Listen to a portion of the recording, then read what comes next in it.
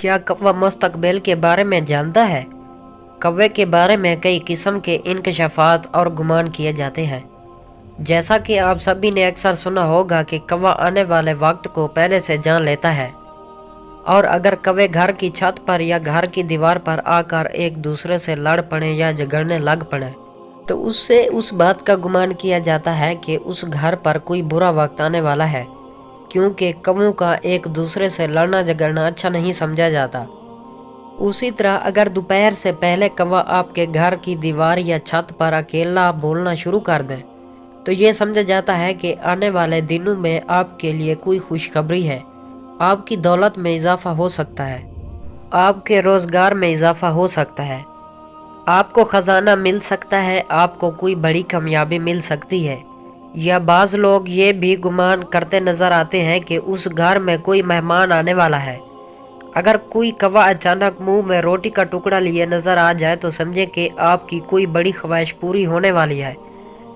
अगर कौवा किसी भी आदमी के सर पर बैठकर चूंच मार दे तो उसके दिन अच्छे आने वाले होते हैं, और अगर कौवा उसके सर पर बैठ जाए तो उसके लिए बुरा वक्त करीब होता है। उन तमाम बातों में किस हद तक सदाकत है? हमारे प्यारे आका सल्लल्लाहु अलैहि वसल्लम ने उस बारे में क्या फरमाया है, और ये बातें फैलाई क्यों गई हैं? क्योंकि गाँव में अक्सर लोग उन बातों पर बेहद यकीन करते नजर आते हैं। अगर उनसे पूछा जाए कि उन बातों का आपको किसने बताया, तो वो कहते हैं कि हमारे बुजुर्गों ने आजमाया हुआ है, ये हकीकत है, ऐसा ही होता है। यहीं पर एक नुक्ता नज़र आप सभी के साथ ये भी शेयर करते चलें कि जैसे कई लोगों का ये गुमान होता है कि हमारे बुजुर्गों का आजमूदा है या हमारे बुजुर्गों ने ये बात कही तो सच कही, उस बारे में मैं सिर्फ इतना कहना चाहूँगा कि कुफारे दीन हक का पैगाम सुनकर उसे इसलिए झुठला देते थे कि हमारे बाप दादा उस बात पर अमल करते थे, तो हम भी यही करेंगे, और दीन हक को झुठला देते थे, हालांकि वो लोग सरासर गुमराही के रास्ते पर थे।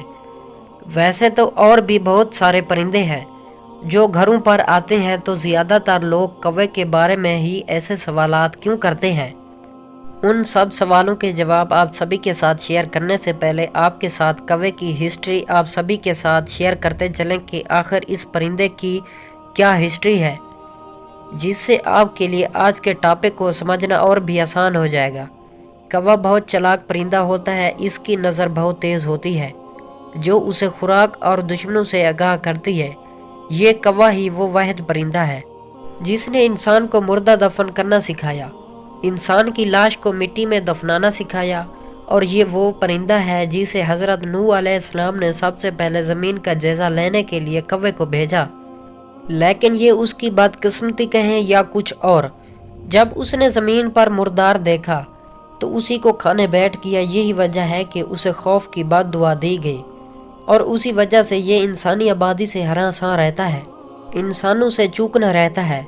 तो दोस्तों, ये तमाम तर बातें कि कौवा मुस्तकबिल देख सकता है या उसके कैं कैं करने से किसी को फ़ायदा या नुकसान हो सकता है, तो आप सभी को बताते चलें कि इस्लाम में इन तमाम तर बातों की कोई अहमियत नहीं है। मौजूदा दौर में पाकिस्तान में उन बातों पर अभी भी यकीन किया जाता है, और बहुत सी चीज़ें हैं जिनको बदशगुनी की इलामत कह दिया जाता है। अब्दुल्ला बिन मसूद रज़ी ताला अन्हो से रिवायत है कि रसूल अल्लाह सल्लल्लाहु अलैहि वसल्लम ने फरमाया, बदशगुनी शिरक है। आप सल्लल्लाहु अलैहि वसल्लम ने 3 मरतबा फरमाया, और हम में से हर एक को कोई ना कोई वहम हो जाता है, लेकिन अल्लाह ताला तवक्कुल की बरकत से उसे दूर कर देता है।